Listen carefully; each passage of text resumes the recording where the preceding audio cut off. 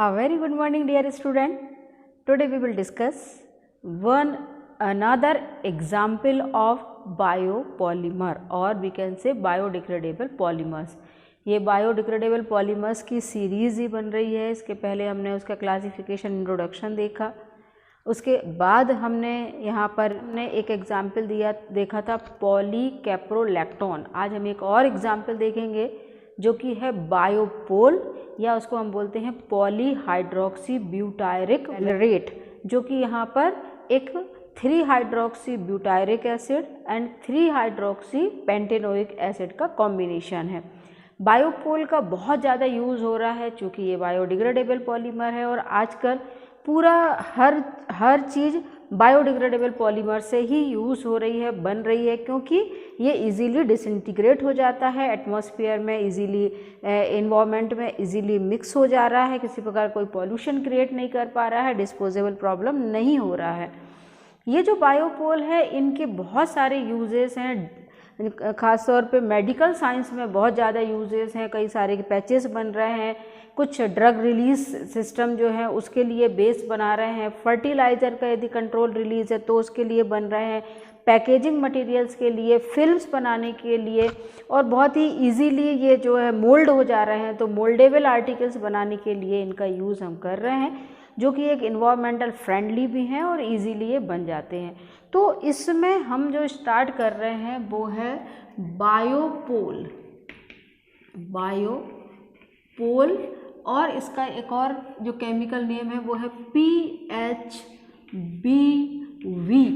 इसमें यहाँ पर butyric acid and valeric acid दोनों का कॉम्बिनेशन है और उस कॉम्बिनेशन के बाद एस्टर का फॉर्मेशन हो रहा है, तो इसको हम पॉलीएस्टर कैटेगरी में भी हम रख रहे हैं। तो दिस इज़ पॉलिस्टर, ये पॉलीएस्टर है, इसमें एस्टर ग्रुप्स जो है उसका फॉर्मेशन होता है। अब इस बायोपोल को बनाने के लिए हम यहाँ पर देखते हैं कि कौन कौन से सोर्सेस हैं। तो बायोपोल का जो मेन सोर्स है वो है ग्लूकोज, और ग्लूकोज जो होता है वो ग्लूकोज आपको कहाँ से मिलेगा, आप क्या उसका ग्लूकोज का सोर्स ले रहे हो। तो ग्लूकोज का जो सोर्स इसमें लिया हुआ वो बहुत सारे, जैसे पी स्टार्च, जो यहाँ पर पी स्टार्च है, या वेजिटेबल ऑयल है, या इसके अलावा जो स्वीट पोटैटोज जो होते हैं वहाँ से, या आपका जो कॉर्न स्टार्च जो होता है उससे भी हम ग्लूकोज को ले करके और उससे फिर बायोपोल का फॉर्मेशन करेंगे। तो अब ये ग्लूकोज है, इसका हम कर रहे हैं फर्मेंटेशन, और फर्मेंटेशन जो हमको करना है वो इसकी प्रेजेंस होती है कैलिजेंस यूट्रोफस, ये यहाँ पर स्पीसीज़ है, और इसके थ्रू हम ग्लूकोज का फर्मेंटेशन कराते हैं। फर्मेंटेशन कराने पर हमको मिलता है 3-हाइड्रोक्सी ब्यूटेनोइक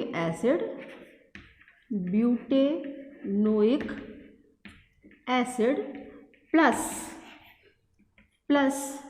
3-हाइड्रोक्सी पेंटेनोइक एसिड या वेलेरिक एसिड, कुछ भी हम बोल सकते हैं, वेलेरिक एसिड, या हम इसको बोलते हैं पेंटेनोइक एसिड। अब इसमें दोनों के कॉम्बिनेशन से, चूँकि इसमें हाइड्रोक्सी ग्रुप है और एसिड ग्रुप भी है, और हमेशा आपको पता है एस्टर ग्रुप का जब भी हमको फॉर्मेशन करना है, एस्टर ग्रुप क्या होता है, COO, और जब भी इसको हमको बनाना है तो हमको 2 फंक्शनल ग्रुप की नीड होती है, एक होता है OH ग्रुप और एक होता है COOH ग्रुप। मतलब हमको एक हाइड्रोक्सी ग्रुप और एक यहाँ पर एसिड ग्रुप की नीड होती है। इसमें से वाटर का मॉलिक्यूल्स रिमूव हो जाता है, तो वाटर का मॉलिक्यूल्स रिमूव करने के लिए H from here and OH from here. अब यहाँ से जब H और OH निकल गया तो क्या बच रहा है, COO, जो कि क्या है, एक एस्टर ग्रुप। तो इसमें एस्टर ग्रुप का फॉर्मेशन होता है और बहुत सारे एस्टर ग्रुप बनते हैं, इस वजह से उसको हम पॉलिस्टर बोलते हैं और एस्टरिफिकेशन की ये प्रोसेस होती है। तो सबसे पहले हम इन दोनों के स्ट्रक्चर को देखते हैं कि हम इसको यदि बनाएंगे तो हम किस तरीके से बनाएंगे। तो मेन वही है कि यदि आप इनको बनाना सीख लेंगे तो आप फिर उसका एस्टरिफिकेशन कैलकुलेशन इजीली कर सकते हैं। अब सबसे पहले हम देखते हैं 3 हाइड्रोक्सी ब्यूटेनोइक एसिड।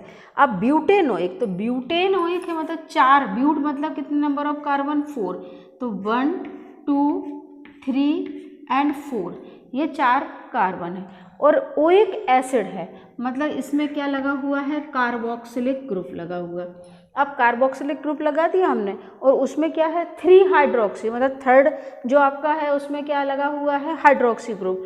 तो यहाँ पर थोड़ा सा इसमें हम चेंज करते हैं, चूँकि हमको OH और H को निकालना होता है, इस वजह से हम थोड़ा सा इसमें इस तरीके से चेंज करेंगे कि ये जो कार्बन है इसको हम बना रहे हैं यहाँ, और OH ग्रुप जो है चूँकि यहाँ पर 1 2 3 थर्ड पोजीशन पर क्या लगा हुआ है, OH ग्रुप। और इसके बाद यहाँ पर वैसे देखा जाए तो 1 2 3 4 ये पूरी एक लॉन्ग चेन है, और लॉन्ग चेन में यहाँ पर क्या बना रहे हैं हम, CH3, तो यहाँ पर हमने लगा दिया है CH3। अब यहाँ पर आप कार्बन की वैलेंसी देख लीजिए 1 2 3, तो 1 हाइड्रोजन यहाँ लग जाएगा, यहाँ पर 1 2 तो 2 हाइड्रोजन यहाँ लग जाएगा, तो ये इस तरीके से बन गया। अब इसको हम अगर नंबरिंग करते हैं तो 1 2 3 और ये क्या है 4, चूँकि टोटल नंबर ऑफ कार्बन कितने हैं 4, तो 4 नंबर ऑफ कार्बन होने की वजह से ये हो जाएगा ब्यूट। और इसके बाद इस ब्यूट के बाद इसमें यहाँ पर लगा हुआ है COOH ग्रुप, इसलिए वो क्या हो गया, ब्यूटेनोइक एसिड। और थर्ड पोजीशन पर लगा है हाइड्रोक्सी ग्रुप, इसलिए उसका नाम हो गया 3 हाइड्रोक्सी ब्यूटेनोइक एसिड। अब यहाँ पर देखते हैं हम 3 हाइड्रोक्सी वैलेरिक एसिड। वैलेरिक एसिड में आप कंफ्यूज मत होइए, वैलेरिक एसिड को देखने से ऐसा लग रहा है कि पता नहीं क्या स्ट्रक्चर है, पर इसको ही हम बोलते हैं पेंटेनोइक एसिड।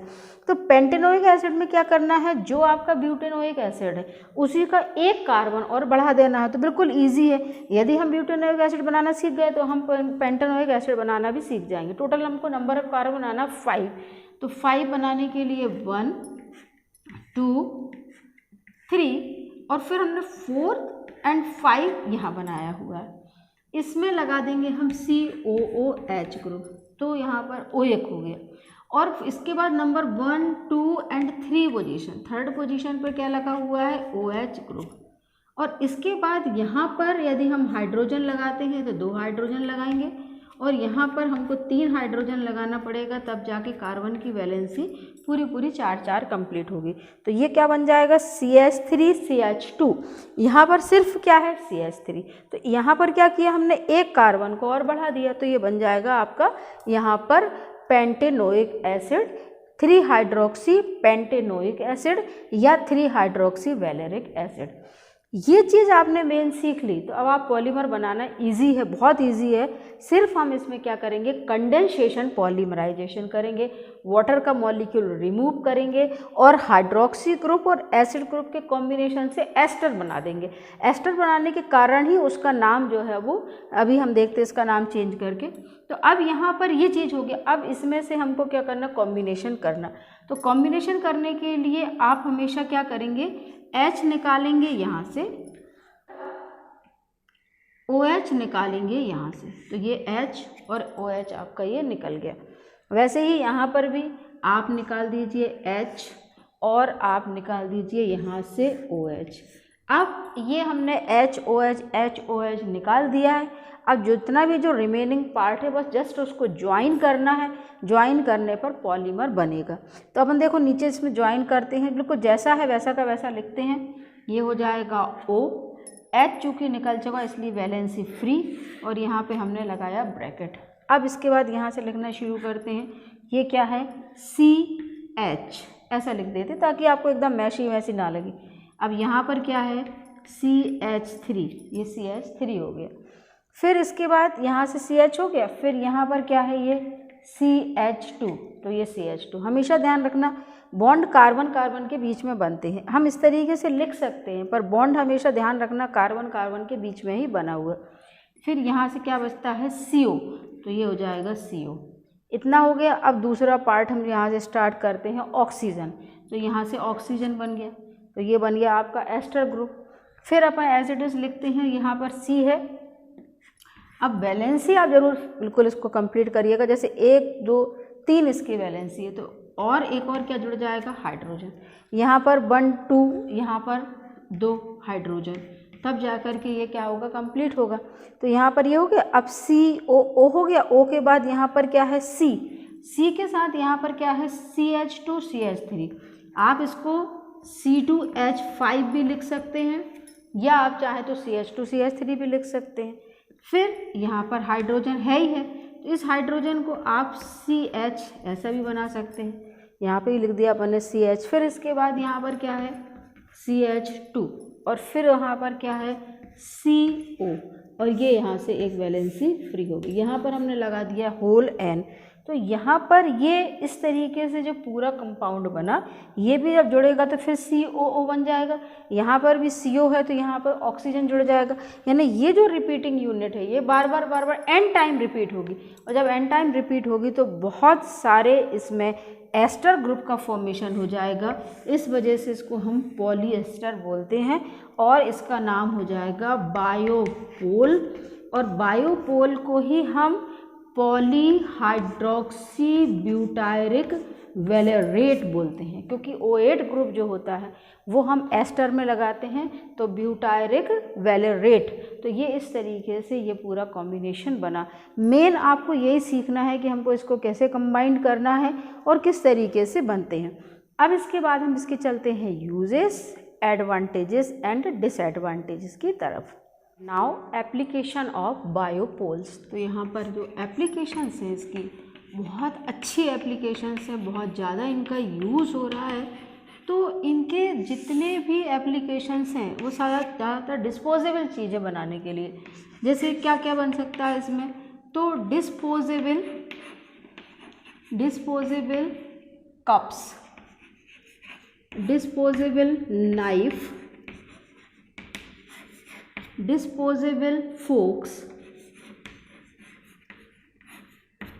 डिस्पोजेबल स्विचर्स, जो स्विचर्स होते हैं उनको भी हम बना सकते हैं। जो गलने वाले टाँके जिनको अपन बोलते हैं, स्विचर्स जो हैं वो भी हमारे बन जाते हैं। जो हम गलने वाले टाँके जिनको हम बोलते हैं वो बन सकता है। इसके अलावा डिस्पोजेबल पेन्स वगैरह भी बनती हैं। जो भी है वो सारे डिस्पोजेबल चीज़ें जो है वो बनती हैं। अगर हमको कंट्रोल रिलीज ऑफ फर्टिलाइज़र करना है ना, it is used for controlled release of fertiliser. जितने भी जो आपके फर्टिलाइज़र्स वगैरह जो रहते हैं उनको धीरे धीरे रिलीज़ कराना है, तो उसमें भी एक बेस की तरह यहाँ पर काम करता है। स्किन ग्राफ्टिंग और मेडिकल साइंस में it is used in medical science. Medical science में बहुत ज़्यादा इनका यूज़ है। Control release of drug, target release of drug, तो यहाँ पर ये इनमें सब में यहाँ पर इन चीज़ों का यूज़ होता है। पैकेजिंग के अगर हम इसमें देखा जाए तो पैकेजिंग में यदि हमको फिल्म बनाना है या कोई पैकेजिंग मटेरियल बनाना है, पैकेजिंग मटेरियल यदि हमको इसका बनाना है तो हम उसमें यूज़ कर सकते हैं। इसके अलावा इसमें के लिए इसका हम यूज़ कर सकते हैं, तो लेमिनेशन में भी इनका जो है यूज़ किया जा सकता है। तो ऐसे बहुत सारे यूजेस आजकल बायोपोल के हो रहे हैं। मोल्डेबल आर्टिकल्स बनाने के लिए, कोई भी आपका मोल्डेबल आर्टिकल्स बनाना है तो उसके लिए भी हम बायोपोल का यूज़ करते हैं। तो ये यहाँ पर इस तरीके के यूज़ है। अब एक डिसएडवांटेजेस की बात करें तो एडवांटेजेस तो ठीक है हमने, पर डिसएडवांटेजेस की बात करें तो इसमें क्या है कि मेन जो डिसएडवांटेजेस की बात करें तो सबसे पहले तो ये बहुत ज़्यादा एक्सपेंसिव है। ये इजीली आपको एक्सपेंसिव है, यानी हम यदि नॉर्मल प्लास्टिक की बात करें तो उसके कंपैरिजन में ये बहुत ज़्यादा कॉस्टली पड़ता है। इजीली ये यहाँ पर इतना होता नहीं है कि इजीली हम उसको ले सकें, हमको बहुत कॉस्ट वाइज बहुत महंगा पड़ जाता है। दूसरा मतलब इसमें इजीली अवेलेबल नहीं है, मतलब इजीली बनता नहीं है। इजीली हम सोचें कि बहुत ही इजीली ये बन जाए, ऐसा नहीं है। इसको बनाने में भी, मैन्युफैक्चरिंग में भी थोड़ा सा इसमें एक टाइम लगता है। एक पूरी मेथड के थ्रू हमको लेना पड़ता है। हमारा जो हम फर्मेंटेशन वगैरह करते हैं उसमें भी थोड़ी सी प्रॉब्लम होती है। तो वो सारी चीज़ों का प्रोसेस थोड़ी सी कॉम्प्लिकेटेड होती है। अच्छा, इसमें एक दो चीज़ें और आप याद रखिएगा कि इसका जो टेम्परेचर वेयरिंग कैपेसिटी है वो 175 डिग्री सेल्सियस तक ये टेम्परेचर को क्या कर सकता है, वेयर कर सकता है। तो टेम्परेचर वेयरिंग कैपेसिटी अगर आप आंसर में मेंशन करते हैं, एक अच्छा इम्पैक्ट पड़ता है। तो 175 डिग्री सेल्सियस तक ये यहाँ पर टेम्परेचर को वेयर कर सकता है। तो कुछ इस तरीके से इतनी चीज़ें आप लिखेंगे तब आपका एक कंप्लीट शॉर्ट नोट बनेगा और आपको मार्क्स अच्छे मिलेंगे। आप पूरा अच्छे से लिखिएगा, सोर्सेज से लेकर के मैन्युफैक्चरिंग में क्या क्या स्ट्रक्चर किस तरीके से बनना है, देन एप्लीकेशन, देन डिसएडवांटेजेस, तब जाकर आपको फुल मार्क्स मिलेंगे। आई होप इसके कॉन्सेप्ट आपको क्लियर हुए होंगे। कहीं पे भी डाउट है आप कमेंट सेक्शन पे लिखिए। Thanks for watching, subscribe my channel and take care.